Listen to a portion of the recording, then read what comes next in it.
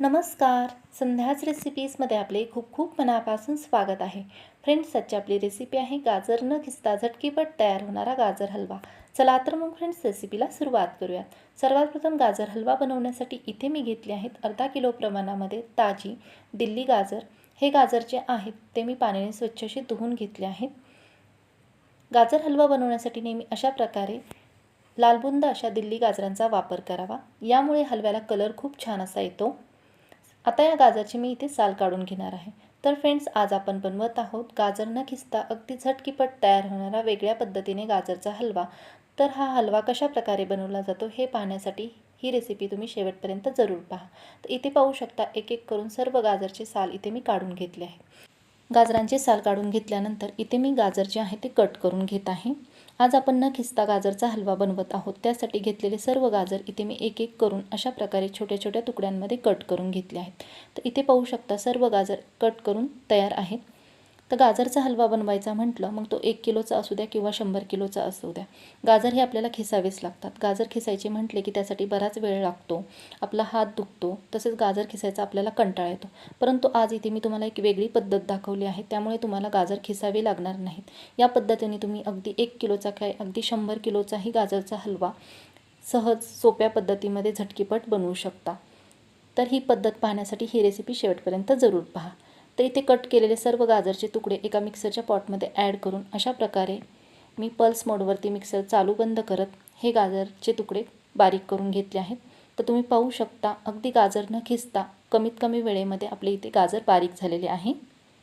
गाजर हलवा बनवण्यासाठी इथे तुम्ही मोठ्या जाड आकारांच्या गाजरांऐवजी लहान मध्यम आकारांची गाजरेही वापरू शकता, कारण इथे आपण गाजर न खिसता अशा पद्धतीने मिक्सरला गाजराचा खीस तयार करून घेतला आहे.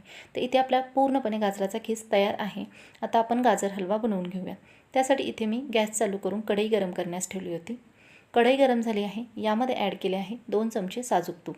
गॅसची फ्लेम जी आहे ती इथे मी फुल ठेवली आहे. साजूक तूप इथे कढईमध्ये वितळल्यानंतर आता यामध्ये ॲड करत आहे मिक्सरमध्ये तयार करून घेतलेला गाजराचा खीस.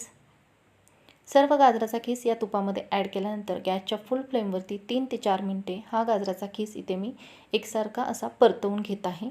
कारण जेव्हा आपण गाजर खिसतो किंवा मिक्सरला बारीक करतो तेव्हा त्याला पाणी सुटू लागते. तर या गाजरातील पाण्याचा अंश कमी होण्यासाठी इथे मी अशा पद्धतीने हा गाजराचा खीस तुपामध्ये परतवून घेत आहे. गाजरातील पाण्याचा अंश कमी झाल्यामुळे जेव्हा आपला गाजर हलवा तयार होतो तेव्हा त्याची खाताना टेस्ट जी आहे ती एकसारखी गोडसर अशी लागते.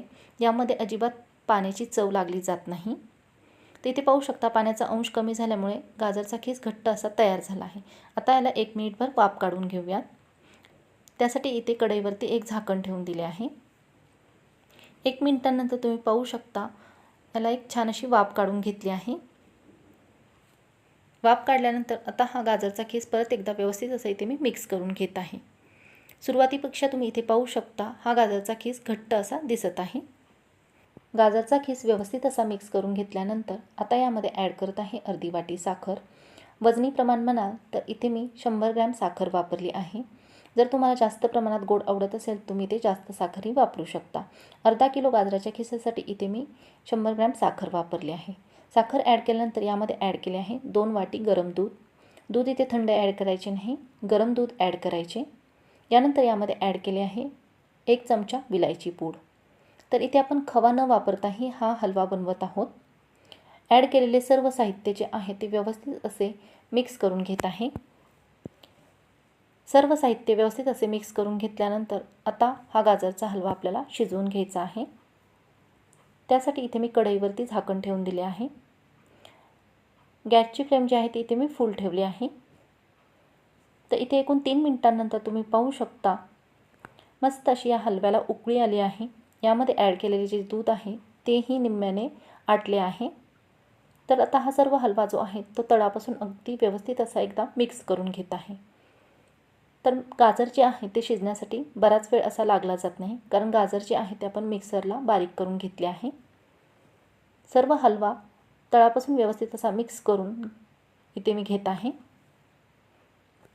इथे पाहू शकता दूध जे आहे ते हळूहळू आटत चालले आहे.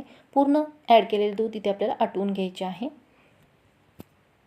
सर्व हलवा व्यवस्थित असा मिक्स करून घेतल्यानंतर आता यामध्ये ॲड केले आहे परत एकदा 2 चमचे साजूक तूप.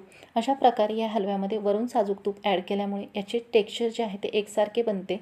तसेच या गाजर हलव्याची टेस्ट जी आहे ती दुपटीने वाढते. ॲड केलेले सर्व तूप जे आहे ते हलव्यामध्ये व्यवस्थित असे मिक्स करून घेत आहे. अशा प्रकारे सतत मिक्स करत हा गाजरचा हलवा इथे मी 2 ते 3 मिनटे गॅसच्या फुल फ्लेमवरती आटवून घेत आहे. तर तुम्ही पाहू शकता पूर्णपणे या गाजर हलव्यामधील दूध जे आहे ते आटले गेले आहे. अशा पद्धतीने मस्त असा आपला गोडसर वेगळ्या पद्धतीने तयार केलेला गाजरचा हलवा इथे पूर्णपणे खाण्यासाठी तयार झाला आहे.